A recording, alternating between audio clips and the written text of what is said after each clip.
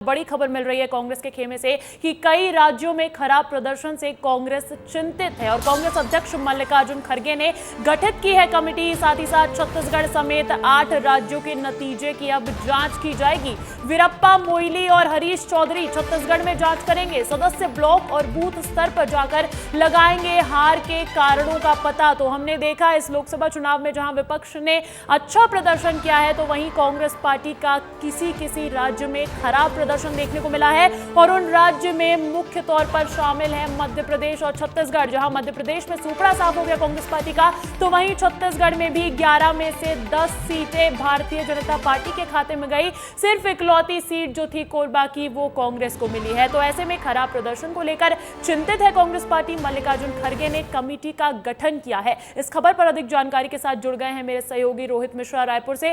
रोहित, हमने देखा छत्तीसगढ़ में बेहद खराब प्रदर्शन देखने को मिला है कांग्रेस पार्टी का, उसको लेकर अब चिंता कर रही है और अब जहां चुनाव खत्म हो गए हैं तो वक्त समीक्षा का है। क्या कुछ अपडेट्स है उस पर?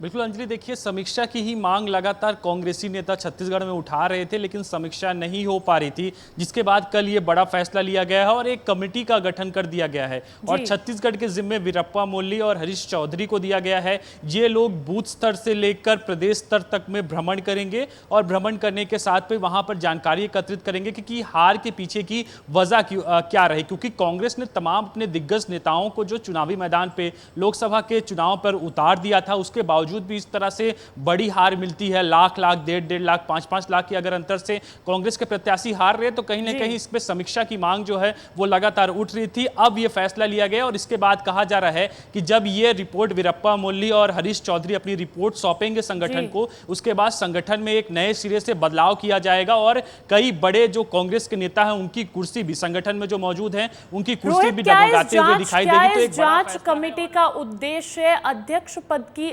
समीक्षा करने का भी रहेगा, क्योंकि मध्य प्रदेश में प्रदेश अध्यक्ष जीतू पटवारी की भी समीक्षा की जाएगी, उनके काम की भी। तो क्या दीपक बैज की भी समीक्षा होनी है? बिल्कुल, जांच की आंच दीपक बैज पर भी पड़ेगी, क्योंकि प्रदेश अध्यक्ष है और बीते 6 महीनों में मैं बात करता हूं तो विधानसभा के बाद में लोकसभा में दूसरी बड़ी जो हार है वो कहीं ना कहीं कांग्रेस पार्टी को लगी है। ऐसे में उनके परफॉर्मेंस पे तो चुनाव के बाद से लगातार सवाल तो उठ रहे थे। अब उसके बाद में कांग्रेस के संगठन की तरफ से ये फैसला कहीं ना कहीं इस बात को भी कह रहा है कि बड़ा बदलाव जो है वो देखा जा सकता है, क्योंकि कांग्रेस के संगठन में एक नए सिरे से बदलाव जो है वो किया जा सकता है। तो ऐसे में दीपक बैज पर भी जांच की आंच पहुंच सकती है। जी बिल्कुल, जब कारण पता चलेंगे तो ऐसे में बदलाव होना भी संभव है। बहुत बहुत शुक्रिया रोहित तमाम अपडेट्स के लिए। और अब अगली बड़ी खबर भोपाल से मिल रही है। भोपाल की लाइफलाइन पर लगा ब्रेक। मैं बात कर रही हूँ बस सर्विस की। कई दिनों से डिपो में खड़ी है सिटी बसेस।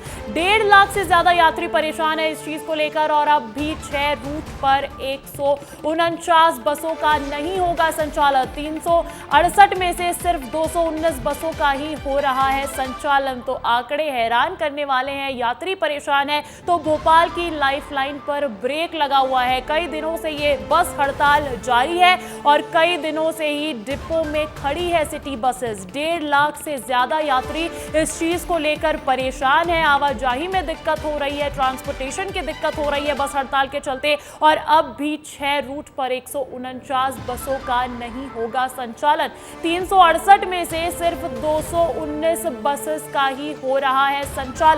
इस खबर पर अधिक जानकारी के साथ जुड़ गए हैं मेरे सहयोगी सूरज तिवारी। सूरज, बस हड़ताल खत्म होने का नाम नहीं ले रही है, क्या मांगे हैं हड़तालकर्ताओं की और बातचीत पर क्या अपडेट्स है? जी अंजलि, देखिए निश्चित तौर पर जो ये बस ड्राइवर्स और कंडक्टर हड़ताल कर रहे हैं, लगभग 5 दिन हो गए हैं और 5 दिन से हड़ताल लगातार जारी है। बस ड्राइवर और कंडक्टर्स का ये कहना है कि उनको जो पीएफ की राशि है, यानी पीएफ का जो पैसा है उनके खातों में जमा किया जाए। लगभग 14 महीने से यानी 1 साल से ज़्यादा का वक्त हो गया है, पीएफ का पैसा उनके खातों में नहीं आया है। इसको लेकर ये लगातार हड़ताल कर रहे हैं और बस ड्राइवर्स कंडक्टर का यही कहना है कि जब तक पैसे नहीं जमा होंगे उनके खाते में तब तक ये हड़ताल जारी रहेगी।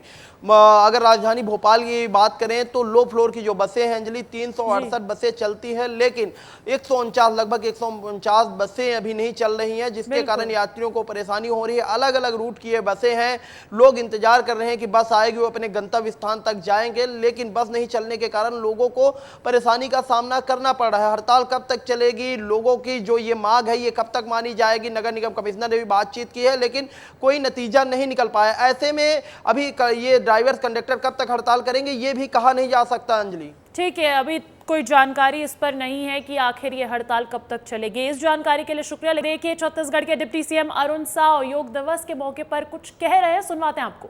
और सभी हमारे सम्माननीय मंत्रीगण अलग अलग जिलों के कार्यक्रम में रहने वाले हैं।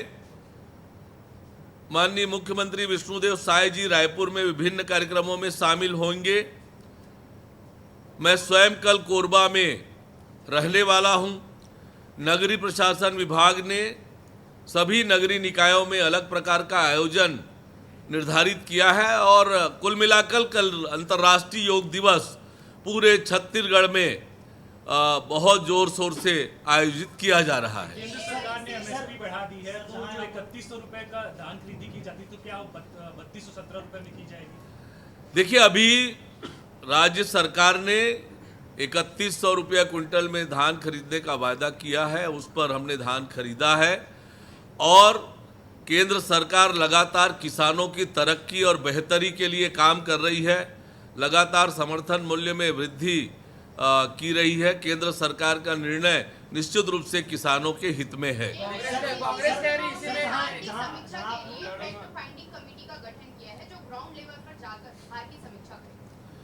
हाँ, निश्चित रूप से अब खाद खेती का समय आ गया है। किसानों को सही बीज, सही खाद पर्याप्त मात्रा में मिले, इसके लिए राज्य सरकार ने पूरी तैयारी की है। जो एमएसपी बढ़ी उस पर कांग्रेस सवाल उठा रही है कि एमएसपी कम बढ़ाया गया है और छत्तीसगढ़ में भी 3217 रुपए में खरीदना चाहिए। कांग्रेस पार्टी को देश की जनता ने, प्रदेश की जनता ने जवाब बखूबी दे दिया है।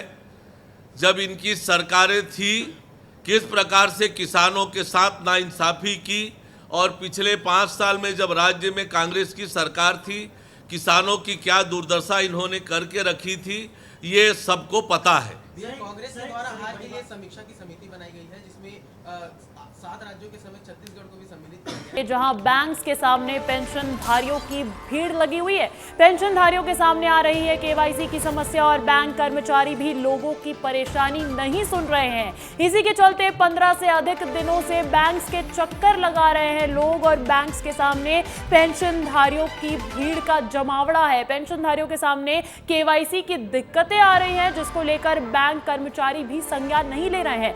बैंक कर्मचारी भी लोगों की नहीं सुन रहे हैं परेशानी, और 15 दिन हो गए हैं, 15 से ज्यादा दिनों से बैंक्स के चक्कर लगा रहे हैं पेंशनधारी। इस खबर पर अधिक जानकारी के लिए रुख करूंगी मेरे सहयोगी मनोज उपाध्याय का, जो फोन लाइन पर जुड़ गए मेरे साथ। मनोज, क्या कुछ पेंशनधारियों को दिक्कत आ रही है केवाईसी से जुड़ी हुई?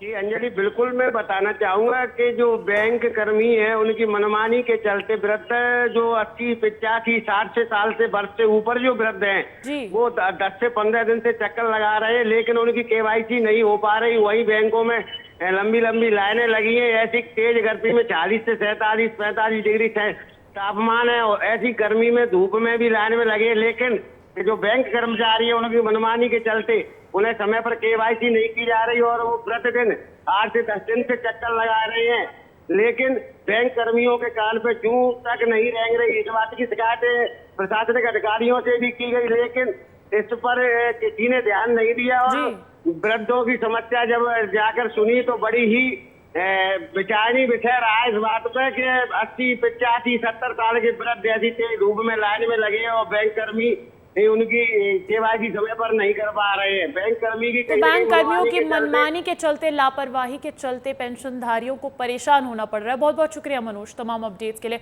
और इस वक्त तो वहीं अगली खबर बिलासपुर से। बिलासपुर में ज्वेलरी शॉप से 15 लाख रुपए के जेवरात उठाने वाले 4 चोरों को पुलिस ने गिरफ्तार कर लिया है। चारों आरोपी अंतरराज्यीय गिरोह के सदस्य बताए जा रहे हैं, जो मूल रूप से ओडिशा के रहने वाले हैं, जिन्हें पुलिस ने घेराबंदी कर बिलासपुर बिलासपुर से गिरफ्तार कर लिया है। तो ये जो जानकारी है, पुलिस के हाथ जो है सफलता लगती हुई दिख रही है। बिलासपुर की ये घटना बताई जा रही है। ज्वेलरी शॉप से 15 लाख रुपए के जेवरात उठाने वाले 4 चोरों को अब पुलिस ने गिरफ्तार कर लिया है और चारों आरोपी अंतरराज्यीय गिरोह के सदस्य बताए जा रहे हैं, जो मूल रूप से ओडिशा के रहने वाले हैं, जिन्हें पुलिस ने घेराबंदी करके बिलासपुर से गिरफ्तार कर लिया है। रायपुर से इस वक्त की एक और बड़ी खबर, जहां कांग्रेस विरोध प्रदर्शन करने वाली है। 21 जून को गांधी मैदान में ये प्रदर्शन किया जाएगा और मुद्दा है नीट परीक्षा में हुई गड़बड़ी। नीट परीक्षा में हुई गड़बड़ी को लेकर प्रदर्शन किया जाएगा। कांग्रेस के कई बड़े नेता हो सकते हैं इस प्रदर्शन में शामिल। तो हम देख रहे हैं, चाहे बलौदाबाजार की हिंसा हो, कानून व्यवस्था हो या फिर पेपर लीक का मामला, कांग्रेस पार्टी लगातार विरोध प्रदर्शन करती हुई नजर आ रही है सरकार के खिलाफ। और इसी सिलसिले में एक और ये बड़ी अपडेट मिल रही है कि कांग्रेस करेगी विरोध प्रदर्शन। 21 जून को गांधी मैदान में ये प्रदर्शन होना है। नीट परीक्षा में हुई गड़बड़ी को लेकर ये प्रदर्शन किया जाएगा, जहां कांग्रेस के कई बड़े नेता इस प्रदर्शन में शामिल हो सकते हैं।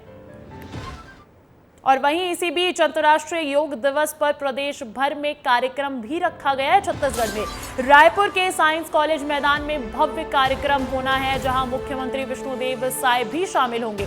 डिप्टी सीएम विजय शर्मा भी रहेंगे मौजूद। वहीं बात करें अरुण साव की, तो वो कोरबा के कार्यक्रम में शामिल होंगे। इसकी जानकारी कुछ देर पहले ही डिप्टी सीएम अरुण साव ने खुद दी, वो भी सुनवाया था हमने आपको। जोरों शोरों से हर्षोल्लास के साथ अंतर्राष्ट्रीय योग दिवस का ये छत्तीसगढ़ एडिशन रहने वाला है। सभी जिलों में मंत्री, सांसद, विधायक करेंगे योग। तो अंतर्राष्ट्रीय योग दिवस पर प्रदेश भर में कार्यक्रम रखा गया है, जहां रायपुर के साइंस कॉलेज मैदान में भव्य कार्यक्रम का आयोजन किया जाएगा, जिसमें मुख्यमंत्री विष्णुदेव साय भी शामिल होंगे। वहीं कांग्रेस अमरवाड़ा में आज दिखाएगी अपना दम। आज दोपहर 12 बजे धीरेन्द्र शाह इनवाती भरेंगे नामांकन। तो अमरवाड़ा उपचुनाव से जुड़ी बड़ी खबर मिल रही है। कांग्रेस प्रत्याशी के नामांकन में जुटेंगे दिग्गज और प्रदेश कांग्रेस अध्यक्ष जीतू पटवारी भी यहां शामिल होने वाले हैं। साथ ही साथ नेता प्रतिपक्ष उमंग सिंघार, पूर्व मंत्री सज्जन सिंह वर्मा, सुखदेव पांसे, संजय शर्मा भी शामिल होंगे। मैं आपको बता दूं, अमरवाड़ा में उपचुनाव होना है, जहां से भारतीय जनता पार्टी के प्रत्याशी है कमलेश शाह। तो वहीं गोंडवाना गणतंत्र पार्टी, क्योंकि वहां मुकाबला त्रिकोणीय हो जाता है, उसके प्रत्याशी है देवरावन भलावी। और अब कांग्रेस की तरफ से भी प्रत्याशी उतार दिया गया है। धीरेन्द्र शाह इनवाती को प्रत्याशी बनाया गया है। वो आज अपना नामांकन दाखिल करेंगे और उनके नामांकन के साथ ही कांग्रेस पार्टी शक्ति प्रदर्शन करने वाली है, जहां कांग्रेस के तमाम दिग्गज नेता भी मौजूद रहेंगे। और हम बात कर रहे थे योग दिवस के कार्यक्रम की। छत्तीसगढ़ में तो आयोजन होगा ही, वहीं मध्य प्रदेश में भी धूमधाम से मनाया जाएगा अंतर्राष्ट्रीय योग दिवस। 21 जून को योग दिवस का कार्यक्रम रहना है और सरकार ने मंत्रियों की लगाई है योग दिवस पर ड्यूटी। डिप्टी सीएम और कैबिनेट मंत्रियों की लगी है ड्यूटी। राजेंद्र शुक्ला रीवा में योग दिवस कार्यक्रम में होंगे शामिल। तो वहीं डिप्टी सीएम जगदीश देवड़ा मंदसौर में आयोजित कार्यक्रम में रहेंगे मौजूद। कई जिलों में मंत्रियों को सौंपी गई है जिम्मेदारी। उज्जैन, भोपाल में योग कार्यक्रम में शामिल हो सकते हैं सीएम डॉक्टर मोहन यादव। हालांकि अभी उनके कार्यक्रम की कोई खास अपडेट नहीं आई है, लेकिन बताया जा रहा है कि शायद वो भोपाल और उज्जैन के कार्यक्रम में शामिल हो। लेकिन 21 जून को योग दिवस पर बड़ा कार्यक्रम रखा है प्रदेश में। सरकार ने मंत्रियों की योग दिवस पर ड्यूटी भी लगा दी है। डिप्टी सीएम और कैबिनेट मंत्रियों की ड्यूटी लगी है। देखिए, नीट में घालमेल का मामला अभी शांत भी नहीं हुआ था कि एक और बड़ा मामला सामने आ गया है। मैं बात कर रही हूं यूजीसी नेट 2024 की परीक्षा की। यूजीसी नेट की परीक्षा में गड़बड़ी की शिकायत के बाद केंद्र सरकार ने बड़ा एक्शन लिया है। 18 जून 2024 को संपन्न हुई यूजीसी नेट की लिखित परीक्षा को रद्द कर दिया गया है। साथ ही मामले की जांच सीबीआई को सौंप दी गई है। बता दें कि नीट की तरह ही यूजीसी नेट की परीक्षा भी नेशनल टेस्टिंग एजेंसी यानी कि एनटीए ही आयोजित करवाती है। एनटीए ने 18 जून 2024 को देश के विभिन्न शहरों में यूजीसी नेट की परीक्षा आयोजित की थी। यह परीक्षा 2 शिफ्ट्स में करवाई गई थी। हालांकि परीक्षा संपन्न होने के साथ ही इसमें गड़बड़ी और धांधली के आरोप लगने लगे थे। नीट को लेकर हुए विवाद से सीख लेते हुए सरकार ने तत्काल इसे रद्द करने का फैसला ले लिया। साथ ही मामले की जांच सीबीआई को सौंप दी गई है। वहीं इस मामले पर कांग्रेस ने कहा है कि मोदी सरकार पेपर पेपर लीक सरकार बन गई है, तो सियासत भी गर्माती हुई दिख रही है पेपर लीक के मुद्दे को लेकर। मोदी सरकार युवाओं के भविष्य के साथ खिलवाड़ कर रही है, कांग्रेस पार्टी ने ये सवाल खड़े किए हैं। लेकिन बड़ी खबर ये है कि 18 जून को हुई यूजीसी नेट की परीक्षा अब रद्द कर दी गई है, जिसमें 11 लाख से भी ज्यादा उम्मीदवार शामिल थे। और देखिए, यूजीसी नेट का एग्जाम रद्द होने के बाद विस्तार न्यूज ने इस परीक्षा को देने वाले छात्रों से बातचीत की। छात्रों ने कहा कि हम इतनी मेहनत करके तैयारी करते हैं, घर से किसी तरह से पैसे मंगवाकर दूर शहर में किराए का रूम लेकर रहते हैं, उसके बावजूद अगर पेपर रद्द कर दिए जाते हैं तो हमारा और हमारे साथ हमारे घर वालों का भी मानसिक तनाव बढ़ जाता है। छात्रों की आप बीती और समस्या सुनिए छात्रों की ही जुबानी। नेट की बात करें तो लगभग 11 लाख पूरे देश में 11 लाख लोगों ने फॉर्म भरा था और लगभग 9 लाख लोगों ने एग्जाम्स दिए थे, यानी पेपर दिए थे। लेकिन जिस तरह से पहले आपने नीट में देखा, नीट का मामला शांत हुआ नहीं था। एनटीए लगातार दावा कर रहा था कि हम ऐसे पे एग्जाम्स कराते हैं, ऐसी परीक्षा करवाते हैं कि कोई दिक्कत नहीं हो सकती। लेकिन बाद में जब सुप्रीम कोर्ट मामला गया तो एनटीए को मानना पड़ा कि कहाँ कहाँ गलतियाँ हुई, ग्रेस मार्क कैसे दिया, क्यों दिया। अब उसके बाद नेट का पेपर 18 जून को होता है और फिर उसके बाद शिक्षा मंत्रालय को पेपर रद्द करने की घोषणा करनी पड़ती है, ये कहते हुए कि गृह मंत्रालय का जो साइबर है वहां पर इनपुट मिले हैं कि परीक्षा में कहीं ना कहीं धांधली हुई, अच्छे से एग्जाम नहीं हो पाए हैं। जिन्होंने इतने परीक्षा दी और अब पैसे लगाकर दूर दूर तक सेंटर्स तक गए, उन बच्चों के भविष्य के साथ क्यों ऐसा खिलवाड़ होता है, क्यों ऐसे पेपर लीक करने वाले माफिया सक्रिय होते हैं। एनटीए क्या करता है, क्योंकि नेशनल टेस्टिंग एजेंसी जो है एक बड़ी एजेंसी मानी जाती है और अपने आप में दावा करती है कि बहुत सफलतापूर्वक परीक्षाएं करवाता है। ऐसे हमारे साथ कुछ स्टूडेंट उन्हीं से बात करेंगे। नीट के बाद नेट का पेपर लीक होने का, नीट में आप लोग आरोप लगा रहे थे, नेट का जो पेपर है रद्द कर दिया गया, क्या कहेंगे? अब सर अब समझ में नहीं आ रहा क्या करें, हम लोग स्टूडेंट हैं, जाएं तो जाएं कहाँ। पहले सर नीट का एग्ज़ाम कैंसिल हो रहा है, अब बार बार एनटीए ऐसा कर रहा है। अब एनटीए जैसी अगर भरोसा किस पे करें सर, इसके बाद समझ में ही नहीं आ रहा कहाँ जाएँ आखिर हम लोग, कौन है सुनने वाला। भरोसा कर सकते हैं, ये बड़ी बात है। छात्र जाएं तो जाएं कहाँ। नेट का पेपर जिस तरह से रद्द किया गया, 18 जून को होता है, एक हफ्ते का 4 दिन का भी वक्त नहीं बीत पाता और दूसरे दिन पेपर को रद्द करने का ऐलान करना पड़ता है, शिक्षा मंत्रालय करता है, ये कहते हुए कहीं ना कहीं धांधली हुई है, ऐसे इनपुट से मिले हैं। क्या कहेंगे? स्टूडेंट आप लोगों को देख रहा हूँ, मनोबल गिरा हुआ है, क्या कहेंगे? जैसे कि मैं नेट का तो नहीं बट नीट का स्टूडेंट हूँ, जैसा कि अभी पेपर हुआ था, तो समझ सकता हूँ कि नेट वाले स्टूडेंट के ऊपर भी क्या बीत रही होगी, कि क्या माहौल रहता है, घर में भी माहौल होता है। पढ़ाई करते हैं स्टूडेंट साल 2 साल, फिर बाद में पता चलता है कि एग्ज़ाम कैंसिल हो गए या एग्ज़ाम में धांधली हो गई या पेपर लीक हो गया, ठीक है, ऐसे रिपोर्ट आते हैं। तो स्टूडेंट तो क्या है, वो तो इन्हीं परीक्षाओं के भरोसे रहता है, उसके पास कोई और जरिया तो होता नहीं है। बात यह है कि चाहे जो एग्जाम हो, कहीं ना कहीं मैं बार बार बोलता हूं कि धांधली के आरोप होते हैं। एक तरफ नेट के स्टूडेंट मेरे साथ खड़े, एक तरफ नीट के, मतलब नेट और नीट दोनों अगर बात किया जाए तो हाल फिलहाल के एक चर्चित मुद्दे हैं। पेपर रद्द करने को लेकर नीट की भी मांग की जा रही, एग्जाम को मांग की जा रही। तो यूजीसी नेट की इस खबर ने एनटीए को एक बार फिर सवालों के कटघरे में खड़ा कर दिया है। ऐसे में विश्वास अब छात्रों का सीबीआई जांच पर है।